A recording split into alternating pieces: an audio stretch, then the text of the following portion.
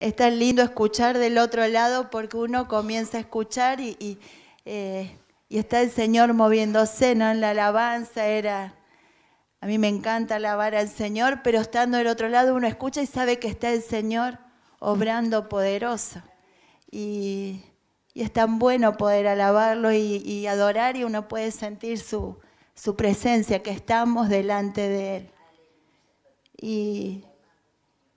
Y recién estaba viendo, vamos a ir a Primera de Corintios.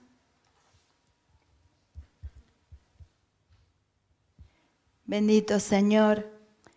En el capítulo 2, en el versículo 3, estoy leyendo la Nueva Traducción Viviente. Y me gustó porque tiene un título que dice Pablo y su mensaje de sabiduría. Y me gustó cómo se presentaba ante el pueblo. Pablo dice, me acerqué a ustedes en debilidad, con timidez y temblor. Y mi mensaje y mi predicación fueron muy sencillos. En lugar de usar discursos ingeniosos y persuasivos, confié solamente en el poder del Espíritu Santo. Y qué tremendo esto. Dice, lo hice así para que ustedes no confiaran en la sabiduría humana, sino en el poder de Dios. Y esto me gustó tanto, digo, porque es una forma de presentarse. Podríamos tener palabras de sabiduría humana. Los otros días, Valen oraba cuando íbamos al programa, dijo que no querramos impresionar a nadie. Y muchas veces el Señor nos da revelación de su palabra, hay cosas que tenemos y el Señor sabe nuestras intenciones y nuestros corazones, y algunas veces puede ser que es para impresionar, eso lo sabe el Señor. Entonces acá tenemos en Pablo un ejemplo de cómo presentarse para compartir su palabra. Podríamos decir palabras que fueran de sabiduría humana, pero yo me voy a quedar con esto y le pido al Señor esto, que sea confiando solamente en el poder del Espíritu Santo.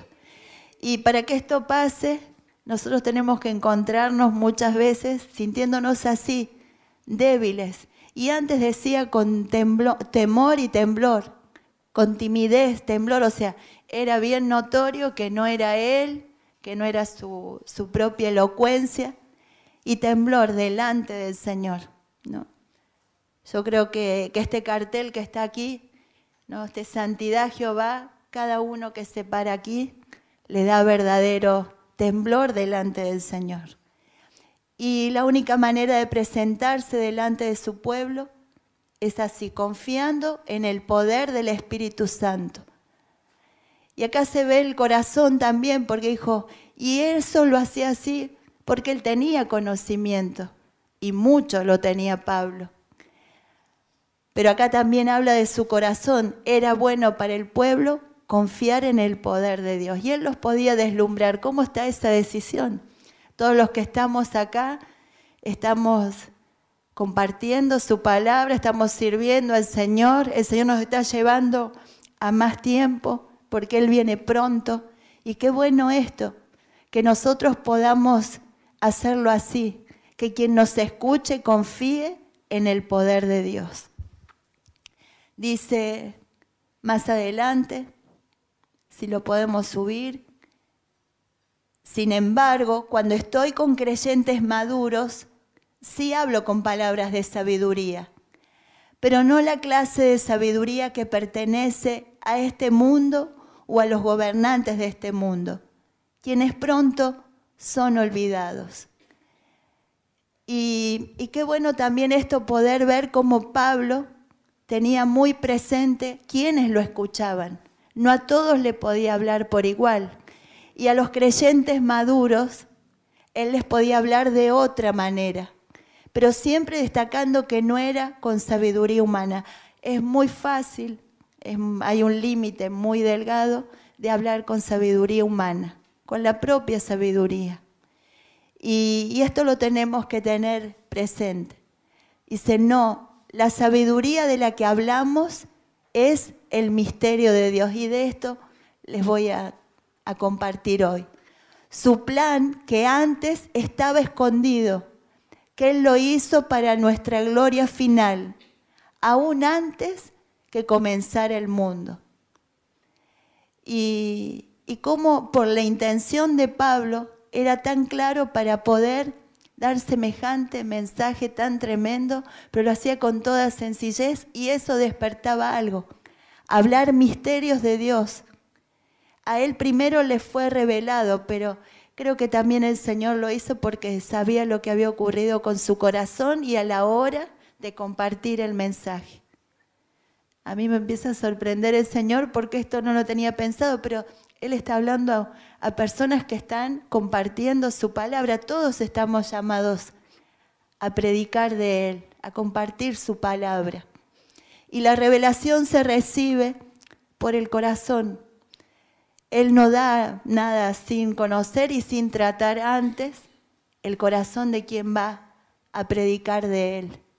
Dice, su plan que antes estaba escondido, aunque Él lo hizo para nuestra gloria final, aún antes que comenzara el mundo. Dice, pero los gobernantes de este mundo no lo entendieron. Si lo hubieran hecho, no habrían crucificado a nuestro glorioso Señor. A eso se refieren las Escrituras cuando dicen, ningún ojo ha visto, ningún oído ha escuchado, ninguna mente ha imaginado lo que Dios tiene preparado para quienes lo aman. Y tremenda esta palabra y esto también es algo de lo que les voy a compartir, lo que ojo no vio y cómo algunos pueden tener ojos y no ver, ningún oído ha escuchado lo que Dios tiene preparado. Dice, pero fue a nosotros a quienes Dios reveló esas cosas por medio de su Espíritu. Tremendamente esto, no a todos, y este es un privilegio, la revelación del Espíritu Santo. Y dice, pues su Espíritu investiga todo a fondo y nos muestra los secretos profundos de Dios. Son tremendas verdades que yo creo que nos golpean por la sencillez por la cual Él lo hacía. Son cosas que imposible, lo cual Él hubiera podido llegar por conocimiento humano, si no le era revelado el Espíritu por el Espíritu Santo. Los secretos de Dios. Ya eso es algo que sobrepasa nuestro entendimiento. Un Dios tan grande y poderoso que tenga misterios, secretos y me gustaba lo que decía antes, dice, para nuestra gloria final. Todo eso fue revelado. Y así, bueno, nos vamos a ir a Mateo, al capítulo 13. Y esto lo empezamos a ver esta semana, yo lo compartí algo en la iglesia y hemos estado con este tema. Y tiene muchas cosas importantes. Dice allí más tarde, ese mismo día Jesús salió de la casa y se sentó junto al lago. Pronto se reunió una gran multitud alrededor de él, así que entró en una barca. Se sentó allí mientras la gente estaba de pie en la orilla. Y se contó muchas historias en forma de parábola como la siguiente. Y el Señor Jesús empezó a enseñar a través de parábolas. Dios nos ha estado hablando de esto en estos días. Y era una forma de enseñar, una forma de predicar del Señor. Y sé que no lo hizo sin usar parábolas. Y de alguna manera primero se estaban cumpliendo las Escrituras, porque así lo había dicho el profeta Isaías. Y las parábolas eran a unos revelados y a otros no. Y aún esa palabra traía en la revelación, en la explicación de esas parábolas, ya empezaba a traer un juicio de quiénes eran escogidos y quiénes no. Porque unos se entendían y otros no. Y estas son cosas que van más allá de nuestro entendimiento. Sabemos que que el Señor estaba con Pedro cuando les preguntaba quién era el Cristo, que decía la gente, y a Pedro le fue revelado quién era. Y a causa de la revelación el Señor vio, por esas palabras reveladas, que Él era el escogido. Entonces cuando nosotros hablamos y respondemos palabras reveladas, cuando es notorio que allí no llegamos por nuestra propia cuenta, por sabiduría humana, por razonamiento humano, allí está el Señor diciendo, a este sí y hay otros que no. Ya el solo hecho de Él hablar así con parábolas y su revelación, su explicación, inclusive los discípulos se acercaban y le preguntaban. Entonces eso le mostraba a Él para quienes sí y para quienes no. ¿Quiénes eran sus discípulos? Una actitud era buscarlo y pedir algo más. ¿Cuántas veces nosotros recibimos palabras y nos podemos quedar, bueno, esto fue muy lindo, y cuántos de nosotros tendremos que pensarlo en esta tarde? Vamos al Señor y nos acercamos para preguntarle, ¿qué hay de más, Señor, en esto? Danos tu explicación. Y todo esto le va mostrando al Señor, bueno, los que sí y los que no. Y nos llamó mucho la atención que la parábola, en los significados, era un golpe con la mano. Cuando se empieza a dividir la palabra y se empieza a escudriñar, un golpe con la mano. Y yo veía que era la forma de enseñar del Señor. Y muchas veces la palabra del Señor viene como un golpe. Dice que también puede ser un golpe dado con un instrumento, con un martillo. Entonces el Señor va a utilizar sus instrumentos para dar su palabra y la palabra del Señor nos va a golpear. Dice que también da la idea de ofender la conciencia. ¿Y cuántos sabemos que cuando el Señor enseñaba, se ofendían, se escandalizaban? ¿Cuántas veces sigue pasando hoy? Nosotros escuchamos la palabra del Señor y todo esto ocurre. Nos ofendemos, ¿sabe el Señor lo que ocurre dentro de nosotros? Nos sentimos incómodos, cuántas cosas pasan. Y esto lo hizo el Señor y lo sigue haciendo.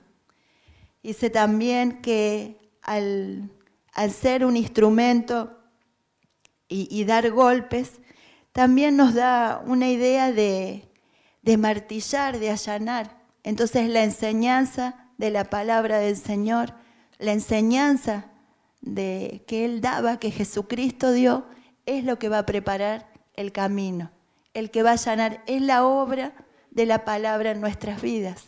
Es la palabra lo que va a bajar lo que esté alto, lo que esté bajo subirá, abrirá camino. Lo hace a través de su enseñanza, de su palabra.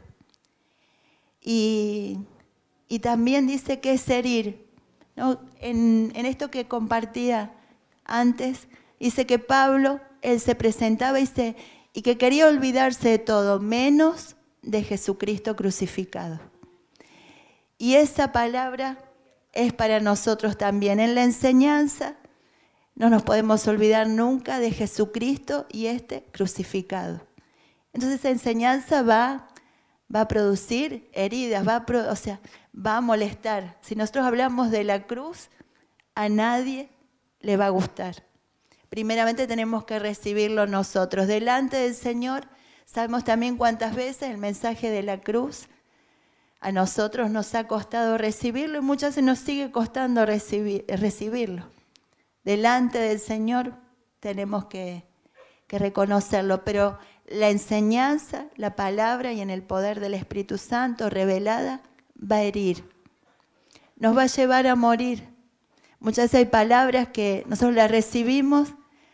¿Cuántos? Si yo dijera que levantaran la mano, todos lo harían. Viene la prueba de esa palabra. Muchas veces viene la enseñanza, algunas veces viene antes de la palabra y tenemos que vivir cosas. Todas tienen que ver con ser heridos de alguna manera. Algo va a pasar para que también nosotros podamos recibir su palabra.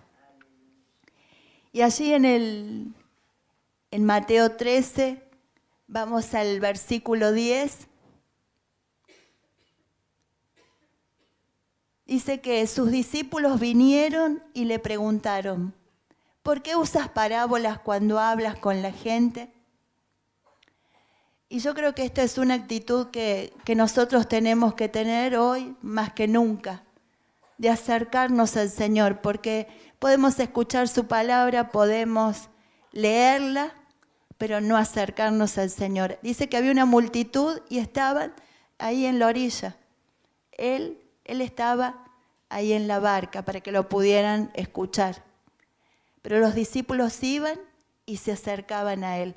Nosotros podemos leer, podemos buscar y quedarnos en una palabra. Algunas, en algún momento, podemos tener aún razonamientos humanos y seguir a cierta distancia del Señor.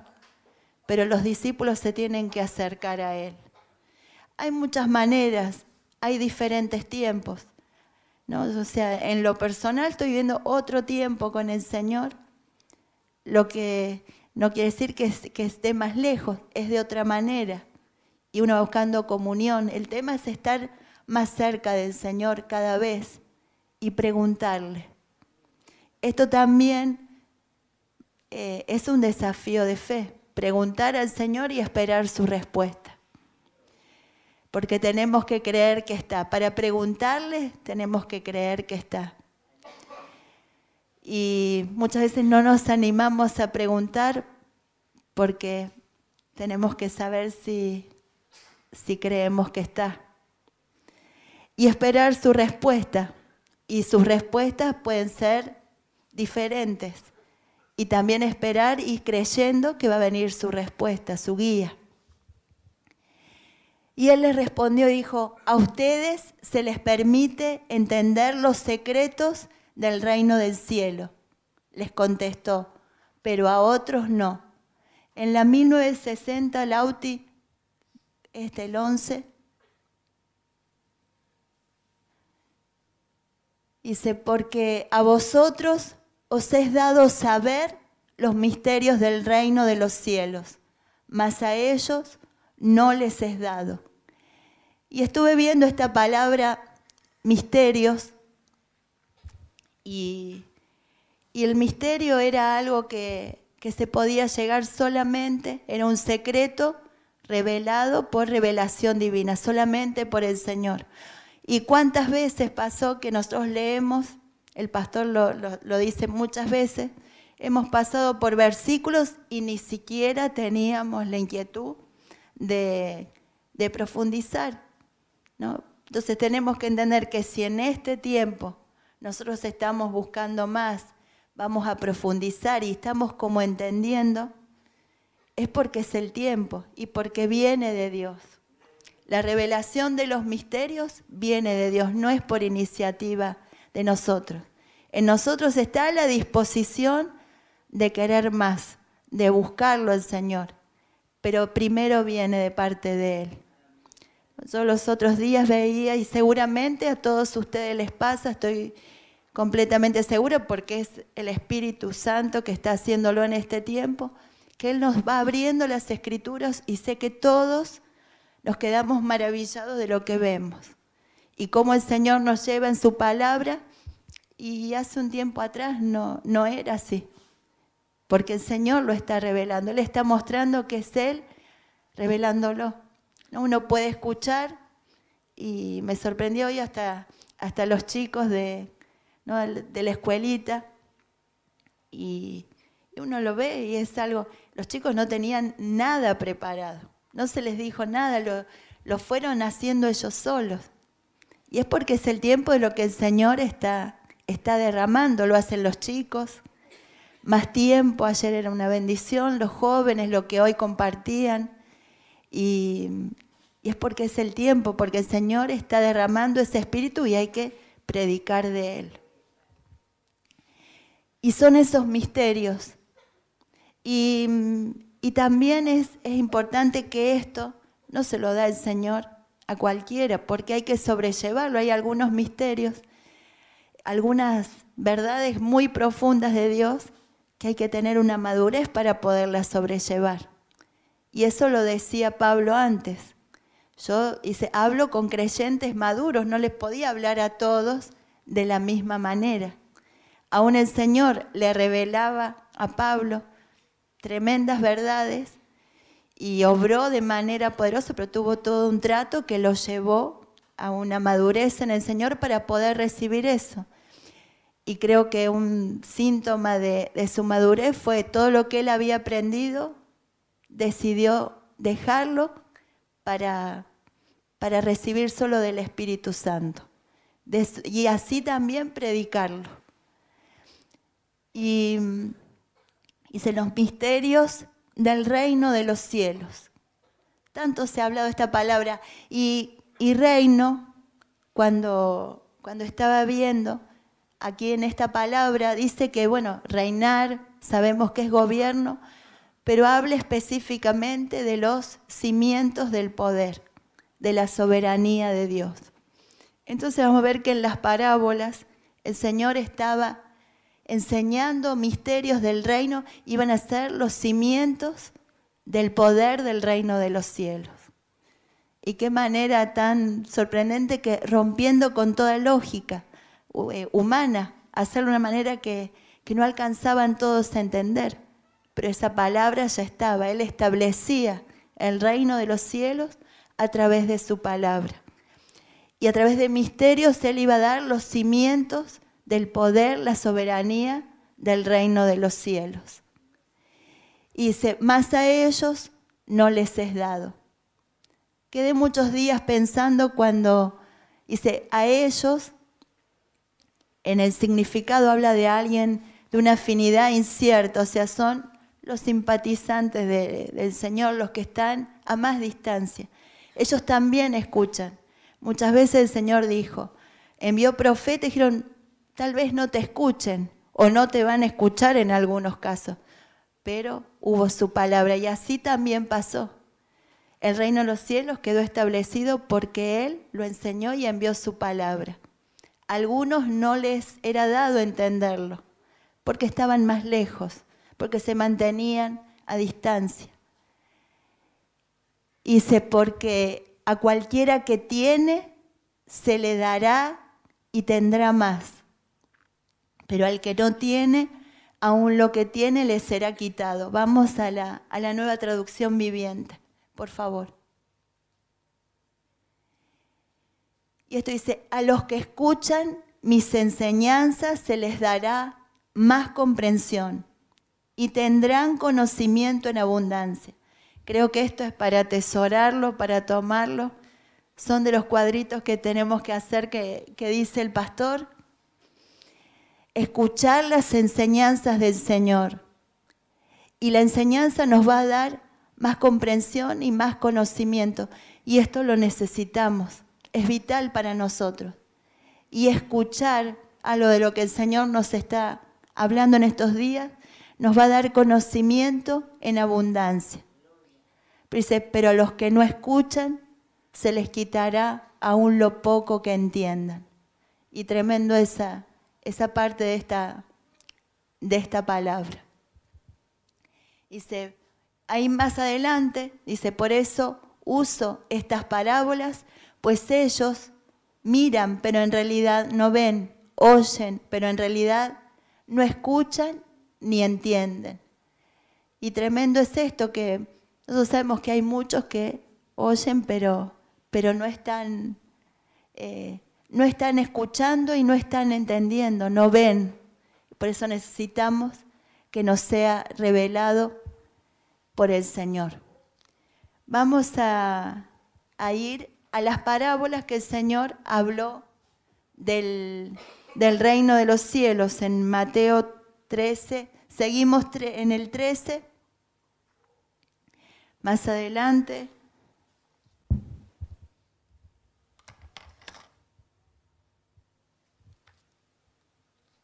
Gloria al Señor. En Mateo 13, versículo 24. Y qué importante, y esto creo que no llega por casualidad, el Señor habla del reino de los cielos como una semilla. Y el Señor nos estuvo hablando de la semilla, nos está hablando de la cosecha. Y yo meditaba en esto en estos días. Muchas veces yo me hacía la idea, bueno, la cosecha es el tiempo de la bendición y yo por lo menos pensaba también la bendición de aquí. Después empecé a decir, no, esto es algo más, esto es algo más. El reino de los cielos es como una semilla. Y a nosotros el Señor nos estuvo hablando que vamos rumbo a la cosecha. Y dice, el reino de los cielos es como un agricultor que sembró buena semilla en su campo. Y qué bueno que nosotros podamos comenzar por el Espíritu Santo a ver esta palabra. Y primeramente el reino de los cielos es una semilla. Tiene una orden dentro. Y así es el reino de los cielos, para ser sembrada. Dice, pero aquella noche, mientras los trabajadores dormían, vino su enemigo, sembró hierbas malas entre el trigo y se escabulló.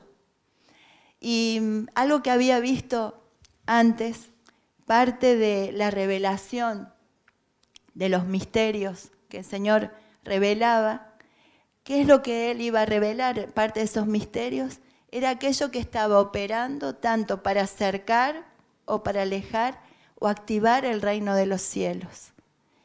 Y acá hay algo importante. Entonces el reino de los cielos, algo que lo va a acercar, es que tiene que ser sembrado. El reino de los cielos es una semilla. Y también sabemos que hay mala hierba entre el trigo y que también obrará el enemigo. Entonces el Señor nos habla para que no nos asustemos de esto. Tenemos que saber que va a estar, que va a haber el trigo y la cizaña y que van a crecer juntos. Dice, cuando el cultivo comenzó a crecer y a producir granos, la maleza también creció. Los empleados del agricultor fueron a hablar con él y le dijeron, Señor, el campo donde usted sembró la buena semilla está llena de maleza. ¿De dónde salió? Eso es obra de un enemigo, exclamó el agricultor. ¿Arrancamos la maleza?, le preguntaron. No, contestó el amo, si lo hacen, también arrancarán el trigo. Entonces acá nosotros podemos ver que a medida que este reino de los cielos va creciendo entre nosotros, va a crecer el trigo y la cizaña, esa maleza, y que van a convivir durante un tiempo. Y esta palabra muchas veces viene y nos va a traer alivio porque tiene que ser así. Va a crecer el trigo y la cizaña y hasta el tiempo que el Señor lo determine será así, porque Él lo hace cuidando la buena semilla, Él lo hace cuidando al trigo, porque correría el riesgo si Él enviara su juicio, si Él enviara esa separación antes de tiempo, podría perderse el trigo. Entonces va a pasar y seguirá pasando que el trigo y la cizaña crecerán juntos. Tiene que ser así. Y se dejen que ambas crezcan juntas hasta la cosecha. Entonces muchas veces nosotros, esto nos ayuda a decir, bueno, tenemos que crecer, que seamos el Señor sembró buena semilla en nosotros. Y no dejar que el enemigo siembre sus semillas. Acá también es importante, dice que esta maleza la sembró el enemigo.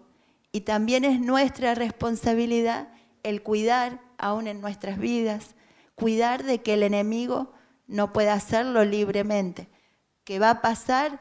¿Que habrá trigo y cizaña? Sí, pero en nosotros está, porque esta palabra nos advierte, cuidar porque el enemigo va a venir, dice que vino en la noche.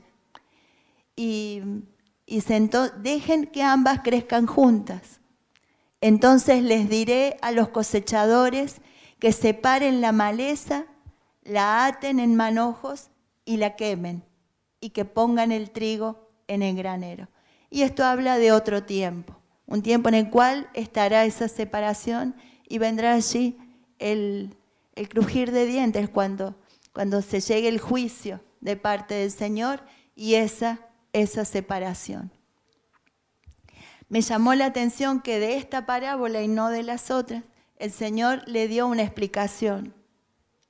Más adelante,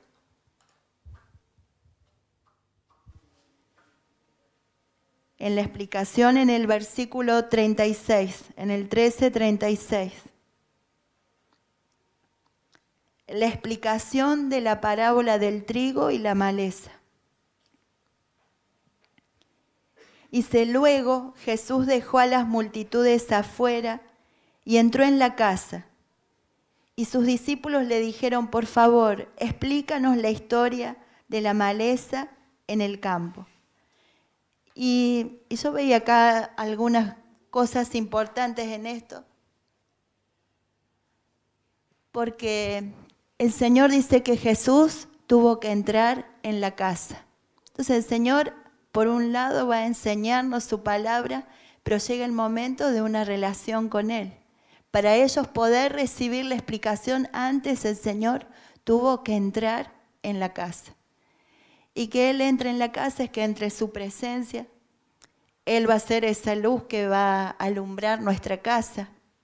Creo que en nuestra vida, nuestra familia, porque Él ahí es donde da las explicaciones, ahí es donde nosotros entablamos esa relación especial con Él y vamos a recibir cosas especiales. Él tiene que entrar en la casa. Y sus discípulos le dijeron, por favor, explícanos. Y acá yo veo otro principio importante, el ir y la actitud de ellos. Decir, no entendimos. ¿Cuántas veces nos pasó que estábamos en clase, explicaban un tema y no entendíamos? Y no era muy lindo decir, ¿cuántas veces nos quedamos sin entender nada porque había que pasar una cierta situación difícil? Es decir, no entendí qué iban a decir los otros. ¿No? Y yo creo que acá habla, bueno, de alguna humildad y de una humillación, decir, Señor, no entendimos. Y eso creo que también es importante, ¿no? ¿Cuántas veces nosotros vamos a la palabra y no entendemos? A todos nos pasa. Pero el Señor espera que también nosotros, primero Él entrar en la casa. Él no lo iba a hacer afuera. Son tiempos que se van marcando. Entrar en la casa y también nuestra actitud delante de Él. Qué bueno que nosotros podamos saber que Él nos va a revelar sus misterios que necesitamos verdaderamente y poder decirle esto. Es lo mismo que preguntarle, recibir una explicación de Él. Y son desafíos de fe. Creer que el Espíritu Santo nos va a enseñar todas las cosas. Lo podemos decir, pero de allí a verlo y a creerlo y después saberlo hay unos cuantos pasos, ¿no? Siempre la miro a mi hermana Teodora y ella dice, siempre tiene esa palabra, abre tu boca y yo la llenaré. Pero hay que depender del Señor completamente. Y hay que pasar ese momento donde uno no sabe qué va a decir. Y ahí el Señor, ¿no? Él prepara que nosotros confiemos en Él. Y el Señor prepara situaciones verdaderamente donde no sabemos qué decir. Pero Él nos va a dar las palabras.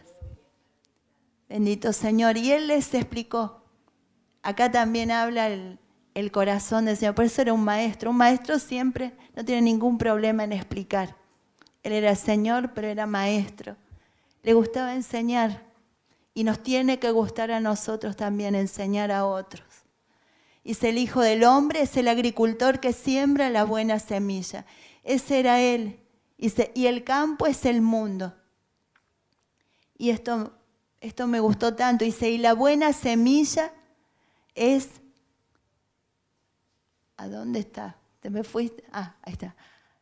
El campo es el mundo y la buena semilla en el 38, Lauti. Un poquito más arriba, porque si no me pierdo. Y la maleza representa a la gente del reino. La maleza representa a las personas que pertenecen al maligno. Y qué tremendo acá que Él les da la explicación que nosotros también somos semillas cuando somos del reino. Quiere decir que nuestras vidas son esa semilla del reino de los cielos. Y son verdades para atesorarla en nuestra vida. Nuestra vida un día va a ser sembrada. Si no nos viene a buscar antes el Señor, se nos lleva algunos de nosotros vamos a ser sembrados en esta tierra. Y dice, el enemigo que sembró la maleza entre el trigo es el diablo. Y es tremendo esto porque, bueno, hay también personas que son del enemigo, pero también están cumpliendo una función. El Señor se lo va a permitir. Y la cosecha es el fin del mundo y los cosechadores son los ángeles. En la parábola hablaba cómo esos empleados iban y le decían al dueño del campo cómo estaba creciendo el trigo y la maleza. Y nosotros sabemos que en este tiempo hay actividad angelical. Hay ángeles que están viendo el trigo y la maleza. Están llevando informes al Señor. Están subiendo y bajando esos ángeles. Por eso la casa del Señor también es ese Mahanaim, eso que suben y bajan ángeles. Esa actividad de los ángeles en este tiempo. Y si tal como se separa la maleza y se quema en el fuego, así será en el fin del mundo.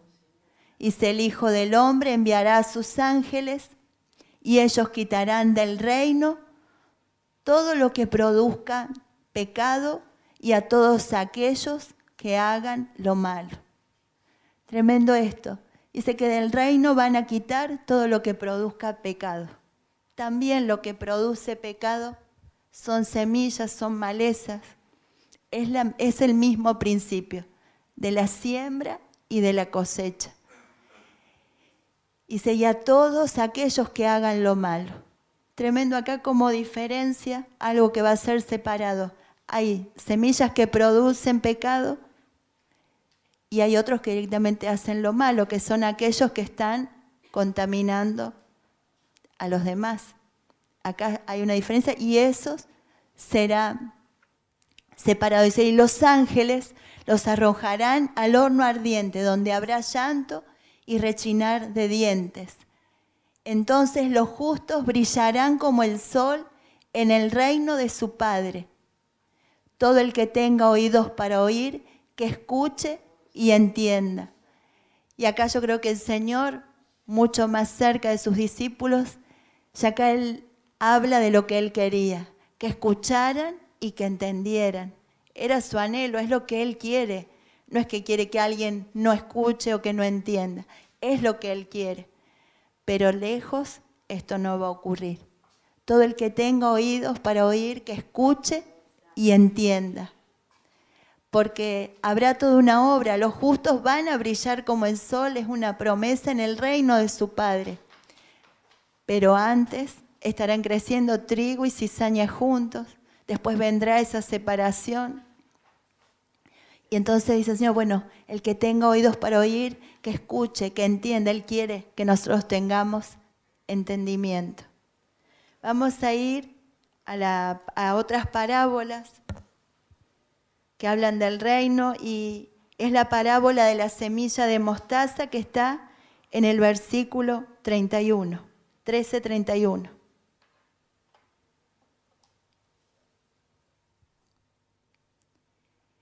La siguiente es otra ilustración que usó Jesús.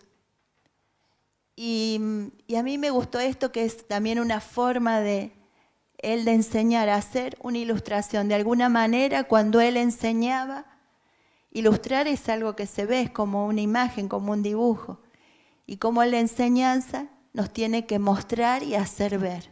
Y al ver, vamos a poder entender. Él tenía esa claridad. Y esas cosas tenemos también que nosotros tomar de nuestro Señor para cuando prediquemos, cuando compartamos de Él, cuando enseñemos, tienen que ir ocurriendo estas cosas. Que puedan ver, llevar a entender. Dice, el reino del cielo es como una semilla de mostaza sembrada en un campo. Y yo creo que acá el Señor sigue estableciendo ese principio, que el reino de los cielos es una semilla tan pequeño y que se va a ser sembrada en un campo. Y acá va a dar una característica de algo muy importante. Dice, es la más pequeña de todas las semillas, pero se convierte en la planta más grande del huerto. Crece hasta llegar a ser un árbol y vienen los pájaros a hacer nidos en las ramas. Y acá creo que hay principios importantes. El reino de los cielos es una semilla. Y no cualquiera, la más pequeña. Y ese es un principio, el principio pequeño. Habla también de la humildad, aquello que parecen por más pequeño, en el reino de los cielos se convierte en lo más grande. ¿Cuántas palabras hemos recibido, ¿no? En el libro de Job? No importa que tu principio sea pequeño, pero tu postrer estado será muy grande. Pero él no le hablaba de su propia vida o de sus propios bienes.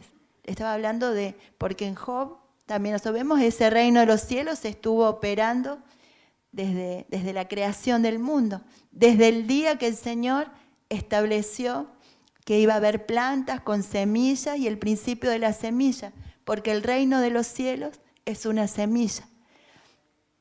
Y el inicio pequeño, lo más pequeño, en el reino de los cielos se convierte en lo más grande. Y se crece hasta llegar a ser un árbol y vienen los pájaros a hacer nidos en las ramas. Y acá veo también como también el Señor del crecimiento, una semilla, el Señor es el que le da el crecimiento. Y también es para otros, porque ¿para qué crece? ¿Para ser el árbol más lindo? No, sino para que vengan otros a anidar y a estar allí. Ese es otro principio, es para otros. Después, yo pensaba hoy cuando veía esta parábola de la semilla de mostaza, también como en el caso de Ruth, me venía a la mente Ruth, cómo empezó su inicio. Ella espigando unas semillas, siendo la más humilde del pueblo, que era despreciado, pero que no era el excluido del pueblo del Señor, y cómo ella llegó a estar en los planes del Señor, pasando por un proceso del Señor, y llegar a estar en el linaje del cual iba a venir Jesucristo. Y es ese mismo principio, allí hay una vida. No por casualidad también Ruth tuvo que estar trabajando en el campo. Una ilustración de lo que el Señor también hace. Después dice en el 13:33, dice, Jesús también usó la siguiente ilustración. El reino del cielo es como la levadura que utilizó una mujer para hacer pan, aunque puso solo una pequeña porción de levadura. En 3 medidas de harina, la levadura impregnó toda la masa. Y acá hay creo que otro principio. El reino de los cielos dice que es la levadura que utilizó la mujer. Es para ser enseñado por la iglesia.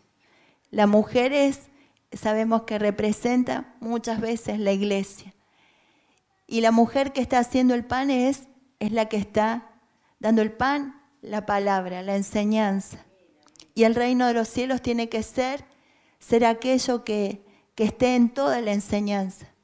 En proporción pequeña. Mejor el reino de los cielos no es algo que se hable todo el tiempo, pero tiene que estar en la masa. Lo tiene que dar de comer. Dice que impregna toda la masa, pero nosotros sabemos que la levadura, si se pone un poco de más, arruina la masa. Algunas veces lo vuelve agrio, lo pone amargo, no deja que leude y hace un problema grande. Si no está en la medida justa, la levadura arruina la masa. Y esto es así, el reino de los cielos, y como sabemos, ¿no?, que hay algunos del reino ya, y hablar todo el tiempo del reino y los problemas que ha traído, y hasta una desviación. Por eso el reino de los cielos dice que es como la levadura, una medida, dice, una pequeña porción en 3 medidas de harina, e impregnó toda la masa. También como el Señor nos ayuda a diferenciar en todas las cosas, también en la levadura. Sabemos que Él después les dijo que había que tener cuidado de la levadura de los fariseos. Él también hablaba de las levaduras de las cuales había que cuidarse. Pero la levadura de los fariseos era la levadura de la religión. Pero dice que la mujer tiene que preparar pan, la iglesia tiene que preparar ese pan con una pequeña porción de esta levadura, el reino de los cielos. Ese principio está siempre como una pequeña porción, una semilla pequeña va a crecer, hace leudar. El reino de los cielos tiene en sí crecimiento y se desarrolla. Así como esa semilla de mostaza, que el Señor decía, la semilla más pequeña. Si ven una foto, es mucho más chiquita que cualquier otra semilla. Ese es un principio que está en el reino de los cielos, el crecimiento, el desarrollarse. Y dice Jesús siempre usaba historias e ilustraciones como esas cuando hablaba con las multitudes. De hecho, nunca les habló sin usar parábolas. Dice, así se cumplió lo que había dicho Dios por medio del profeta. Les hablaré en parábolas, les explicaré cosas escondidas desde la creación del mundo. Dice, les hablaré en parábolas y les explicaré cosas escondidas. A mí me gustaba porque esto lo dice en futuro. Y esto lo tomamos para nosotros, lo tomo para mí, es decir, el Señor nos va a seguir hablando, lo va a seguir haciendo a través de parábolas. ¿Y por qué lo hace? Para que nos acerquemos a Él, en búsqueda de esa explicación, acercarnos a Él, dejar que Él entre en nuestra casa y decirle, Señor, necesitamos que nos explique, porque Él nos dice que nos va a explicar cosas escondidas desde la creación del mundo. Y después vamos a ir a la de la perla, que está en el 44, 13:44.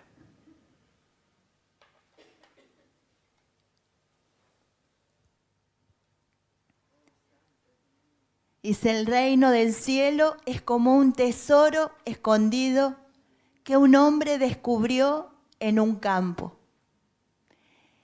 Y para que alguien descubra algo es porque está buscando. El reino de los cielos es para alguien que también lo está buscando. No creo que alguien que vaya caminando por un campo sin ningún interés puede encontrar un tesoro, porque un tesoro escondido es algo que está debajo, está profundo. Entonces es alguien que está en búsqueda. El reino de los cielos es para aquellos que están buscando, que saben que hay algo más. Muchas veces para un tesoro que está escondido, ¿no? ¿Cuántas películas vimos? Había mapas y en algunas películas veíamos, ¿no? Hoy recordaba algunos que nadie les creía, ¿no? Que había un tesoro escondido, pero tenían un mapa y con ese mapa iban y lo buscaban. ¿Y por cuántas películas se hicieron así, no? Y yo creo que nosotros tenemos ese mapa. Tenemos su palabra, que es el mapa a ese tesoro escondido, que es el reino de los cielos. Y en este tiempo yo creo que tenemos que ser como esos que saben que hay un tesoro escondido. Solos había aventuras para transitar, y solos medio que no podían, necesitaban otros. Pero esos, para poder llevarlos a buscar esos tesoros, necesitaban contagiarlos, necesitaban hablarles con entusiasmo, y creo que ese es otro principio, que nosotros podamos hablar del reino de los cielos con ese entusiasmo. El mapa lo tenemos acá, lo tenemos en su palabra. Y es cierto, y es verdadero, es fiel y verdadero ese mapa que tenemos.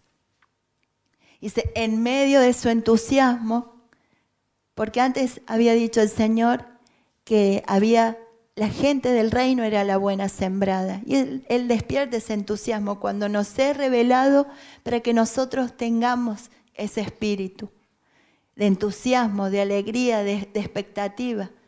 Ese gozo que nos da cuando descubrimos algo en la palabra del Señor. Es tan maravilloso ver cuando Él nos revela algo en su palabra. Lo encontramos, ¿no? O sea, tenemos hermanas que nos vienen con la Biblia y es una bendición muy grande, es una enseñanza muy grande. Y una hermana me dice, me desperté a las 4, me desperté a las 5. Y porque están enamoradas, pues el Señor les está revelando su palabra, les está hablando el amado. Y eso lo traen y no se lo pueden quedar. Es un gran ejemplo para nosotros, ¿no? El pastor nos decía que honrar las canas. Y yo meditaba y siempre observo, ¿no? Unas veces como la hermana viene y escribe y después iba uno, iba el otro, y va llevando porque tiene ese entusiasmo por lo que encontró. Y no se lo quiere quedar para ella sola. Y eso es un ejemplo, muy buen ejemplo para nosotros. Y hace pasar todo, pues mejor ella no piensa en las actitudes de los demás. Es tanto el entusiasmo que tiene que va y lo dice. Y es una bendición grande, creo que es un ejemplo. Y sé que en medio de su entusiasmo lo escondió nuevamente y vendió todas sus posesiones a fin de juntar el dinero suficiente para comprar el campo. Y acá hay también principios importantes, vender todas las posesiones. Él se deshizo de todo lo que tenía, de todo lo que consideraba de valor, porque le estaba dando más valor al reino de los cielos. Y llega un momento en que para nosotros poder vivir el reino de los cielos, poder descubrirlo, hay cosas que vamos a tener que desechar. Aquello porque vendió las posesiones que tenía, quiere decir que eran cosas de valor. Y Pablo también dijo, yo todo lo que sabía, todo lo que tengo, lo considero por basura. En este caso, venderlo, dejar las posesiones. Y creo que no solamente habla de lo material, sino que habla, este versículo ha sido muy mal usado, pero habla todo aquello que sea de valor. También habla, para poder recibir el reino de los cielos y poder vivirlo, que nosotros estemos dispuestos a dejar esa fortaleza, aquello que nosotros decimos, esto es mío. Una posesión es algo que es nuestro. También habla de nuestra forma de pensar, nuestra forma de ser, aquello que aprendimos. Algunos tuvimos, la bendición, la posibilidad de estudiar, y muchas veces ese estudio, esa enseñanza de sabiduría humana se contrapone a la enseñanza del Señor. Y acá él tomó una decisión a causa del valor que le dio, dijo que lo vendió todo lo que tenía. Y también habla acá de reconocimiento y de valorar. El reino de los cielos tenemos nosotros que valorarlo, tiene que haber reconocimiento. Si uno no valora y no considera que es valioso, ¿cómo va a ir a vender? ¿Cómo va a dejar lo que es de su posesión? Y a fin de juntar el dinero suficiente para comprar el campo. Dice, además, el reino del cielo es como un comerciante en busca de perlas de primera calidad. Y acá sigue ese principio de que lo encuentran las personas que están buscando. Y buscar lo precioso. Yo recordaba cuando el Señor le dice a Jeremías que si él entresacaba lo precioso de lo vil, entonces iba a ser como su boca. Y ese es otro principio. Dice, buscar las perlas de primera calidad, lo valioso, buscar lo mejor, porque eso es lo que es el reino de los cielos. Dice, cuando descubrió una perla de gran valor, lo mismo, vendió todas sus posesiones y la compró. Y acá también habla de decisiones a tomar. Frente al reino de los cielos, nos tenemos que tomar decisiones. Porque se fue y vendió todo lo que tenía. Otro más que vendió todo lo que tenía y lo compró. ¿No? Dice también, el reino del cielo es como una red para pescar, que se echó al agua y atrapó toda clase de peces. Y yo creo que son días donde nosotros también estamos viviendo esto. Si no me equivoco fue Cami o Vicky, que hablaron algo de la red para pescar. Me parece que fue Camila en una noche, ¿no? Que como nosotros verdaderamente esto lo estamos viviendo en estos días como iglesia. Estamos en las redes y para la iglesia Refugio de Paz está haciendo una red para pescar y está siendo echada. Y es bueno tomar esto, sabemos que esta red va a atrapar toda clase de peces.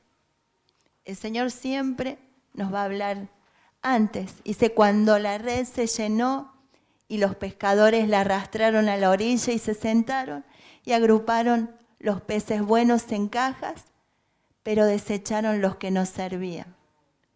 Y eso no nos corresponde a nosotros. A nosotros estamos en la tarea de echar las redes. A muchos el Señor está llamando a eso. Estamos echando redes para pescar. Lo otro dice que van a ser los ángeles, los que vendrán y se pararán. No nos toca a nosotros. Creo que el pastor los otros días compartía que teníamos que dejar, muchas veces todos tenemos un espíritu de juicio y no nos corresponde a nosotros esa separación y mucho menos juzgar los peces buenos de los malos. Tenemos que procurar y mirar por nosotros mismos. El Señor es el que va a determinar, no nos toca a nosotros ni juzgar ni separar. Y de eso también tendríamos que tener temor. Veía que en el libro de Ezequiel, en el capítulo 35,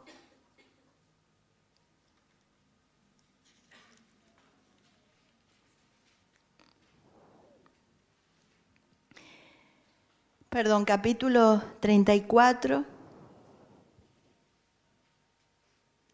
versículo 26, en la Nueva Traducción Viviente.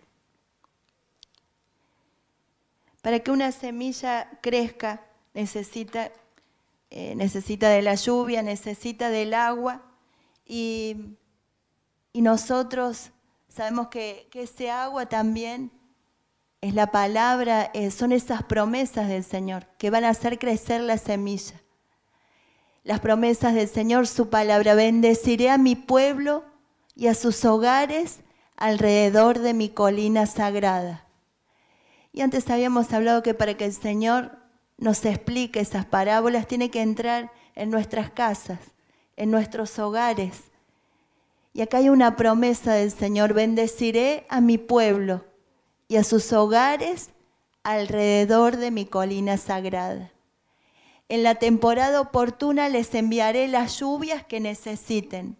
Habrá lluvias de bendición. Y nosotros necesitamos que el Señor lo envíe, necesitamos de su palabra, necesitamos afirmarnos de esas promesas que hace el Señor. Y dice que Él va a enviar las lluvias que necesitan. El reino de los cielos que está siendo sembrado en nosotros, en nuestras vidas, que estamos llevando a otro lado, hay una promesa que el Señor va a enviar la lluvia que necesita. Eso no lo podemos hacer nosotros. Nosotros necesitamos de su palabra para confiar en Él. Nosotros, ¿qué vamos a hacer con la lluvia? Tenemos que hacer lo que nos corresponde. Los huertos y los campos de mi pueblo darán cosechas abundantes y todos vivirán seguros. Y tanto, estoy viendo tantas veces la palabra cosecha. Y lo que va a dar el Señor es cosecha abundante, porque nos está dando abundancia de palabra. Y cada palabra que nosotros estamos recibiendo son semillas. Y también es el tiempo de que sembremos, porque para que haya cosecha tiene que haber una siembra. Y es el tiempo que sembremos. Y va a haber cosechas abundantes. Y mientras nosotros hagamos esto, el Señor dice que vamos a vivir seguros. Y yo creo que algo que nos da seguridad es que sembremos lo que tenemos que sembrar, lo que nos envía el Señor a sembrar. Y eso a nosotros nos va a dar seguridad, nos va a dar tranquilidad. Pase lo que pase en el mundo. Es la tarea que tenemos que hacer. Dice, una vez que yo rompa las cadenas de su esclavitud y los rescate de quienes los esclavizaron, entonces ellos sabrán que yo soy el Señor. Un pueblo esclavo, estando en esclavitud, no puede sembrar. Los esclavos en Egipto podían hacer ladrillo, estaban bajo el servicio, pero no sembraban. Eso se hace en libertad. Y esta también es obra del Señor, romper las cadenas de la esclavitud. Eso hacía también su palabra, la palabra del Señor. Cuando Jesús enseñaba, también hacía esto, romper esas cadenas. Y lo sigue haciendo ahora. Cuando nosotros escuchamos esa palabra, también se van rompiendo esas cadenas y también somos rescatados. Y toda esta obra maravillosa que hace el Señor es con un fin, saber que Él es el Señor. Ya no serán presa de otras naciones, ni animales salvajes los devorarán. Vivirán seguros y nadie los atemorizará. Porque también en un campo sembrado también está este riesgo de los animales que vienen a devorar. Pero acá tenemos la palabra que dice que vamos a estar seguros y sin temor. Muchas veces vemos cómo había un pueblo que muchas veces tenía temor por sembrar, porque venían enemigos. Eran los animales, eran los que venían a robar la semilla y había mucho temor a la hora de sembrar. Muchas veces el pueblo tenía esa pequeña cantidad de semilla y si era robado después estaba el sustento de su familia y eso a ellos los llenaba de un gran temor. Una parte tenían que trabajarla y guardarla para alimento de su familia, de su casa. Pero era muy poco lo que tenían para sembrar y era su sustento para después. Entonces tenían temor. Y esto también así ocurre con nosotros. A la hora de sembrar tenemos que también guardar esa preciosa semilla que el Señor nos da, pero Él nos hace confiar en Él, que dice que no van a venir, que vamos a poder estar seguros y sin temor. Creo que el Señor quiere que nosotros podamos sembrar sin temor.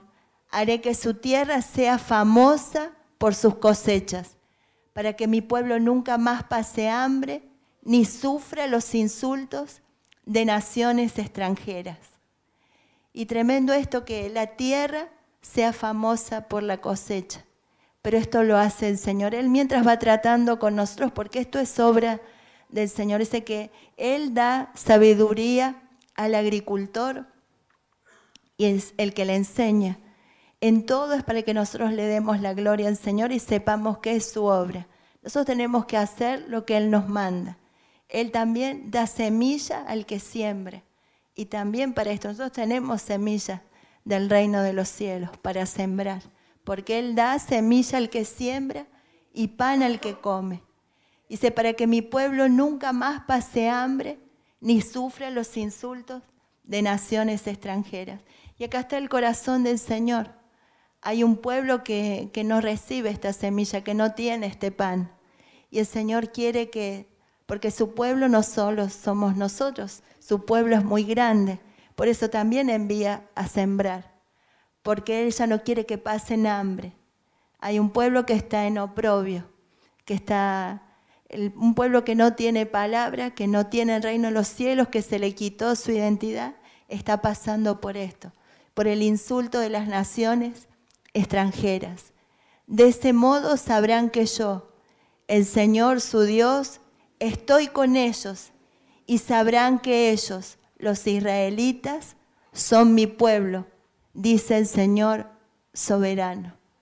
Y esto es importante, que el Señor, saber que Él esté con nosotros, que también los demás, ahí está el respaldo, dice que van a saber que son mi pueblo.